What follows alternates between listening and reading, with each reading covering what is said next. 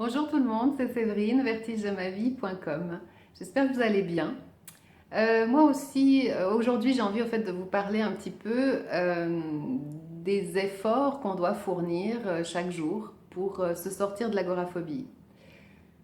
Alors, j'entends souvent des gens qui me disent ouais, mais bon, c'est trop dur, c'est oh là là, mais tu sais, moi, ça fait tant d'années que je suis pas bien. Finalement, je suis pas sûre d'y arriver, et puis je suis fatiguée, et oh là là, ouais, non, voilà. Alors je vous avouerai que j'étais comme ça, hein. J'étais comme ça aussi. Pas tout le temps, mais j'étais comme ça, et c'est clair que face à la notion du plaisir et de la douleur, chaque être humain, finalement, dans un petit peu toute sa vie, choisit forcément le côté plaisir plutôt que douleur. Bien sûr que c'est pas évident de tenir sur la longueur, de faire plein d'efforts, de prendre sur soi quand on a encore une famille ou voilà, enfin c'est compliqué à gérer. Tout ça, je suis d'accord. Mais au fait, au bout d'un moment, j'aimerais vraiment que vous arriviez à vous dire, ok, là maintenant, cette agoraphobie m'empêche de faire plein de choses. Je suis pas bien, je ressasse toujours du noir, je broie du noir, enfin je suis pas en forme, j'aimerais tellement être comme Séverine ou comme quelqu'un qui s'en est sorti.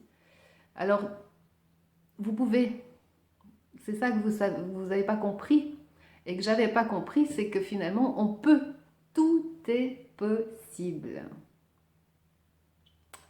Alors oui, c'est peut-être facile pour moi maintenant de le dire, mais je vous assure que tout est possible. Il faut arriver à changer cet état d'esprit et le développement personnel fait beaucoup. C'est-à-dire si vous arrivez à lire un petit peu tout ce qui se passe côté PNL, côté développement personnel, ça peut vous apporter aussi des pistes, d'accord? Parce que des gens, chacun va réagir différemment, c'est-à-dire à des situations. Certains vont, je sais pas moi, certains vont s'enfoncer, d'autres vont rebondir, d'autres vont laisser un petit peu de temps. Je parle de situations de la vie en général, je ne parle pas forcément que de l'agoraphobie, mais le principe est le même. C'est-à-dire que au bout d'un moment, moi j'en ai eu tellement marre de passer à côté de ma vie à l'âge de 30 ans, où logiquement on est censé être en pleine santé, enfin voilà, on est censé vivre un maximum de choses. Et j'étais tellement frustrée de ne pas y arriver qu'au fait l'envie a été plus forte. Et à ce moment-là, je me suis dit, maintenant ça suffit. Ça suffit, je veux réussir à vivre une vie normale. L'envie, la persévérance, mais surtout l'idée que c'est possible. Et voilà, et à ce moment-là, ben, il y a plein de barrières qui tombent. Donc, quand je vous dis lâchez rien, c'est vraiment vrai, ne lâchez rien, même si un jour ça va pas, c'est pas grave. Mais ne lâchez rien, dites-vous que vous méritez mieux. Et vous méritez mieux. Donc, il faut vous donner les moyens d'aller mieux. Moi, je suis là pour vous encourager, vous donner des petites pistes, des tuyaux. Je fais du coaching également. Et voilà, et il y a plein de choses au fait à faire. Il faut simplement se donner les moyens d'y arriver. Est-ce que vous avez vraiment envie de vous en sortir? Ça, c'est la question. Voilà, vous pouvez me retrouver toujours sur Facebook, sur la newsletter.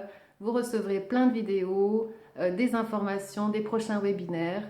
Je participe à un salon en tant que conférencière en Suisse au mois de novembre. Et j'ai la bonne nouvelle que enfin mon livre sur l'agoraphobie va sortir. Je ne sais pas encore quand, c'est pas encore pour tout de suite, mais j'ai enfin une solution et là j'en suis ravie parce que ça va laisser enfin une trace et c'est ce que je voulais. Donc je vous embrasse très fort, prenez soin de vous, mais surtout ne lâchez rien et foncez. La vie est belle, la vie est courte. Je vous embrasse fort et je vous dis à bientôt. Ciao.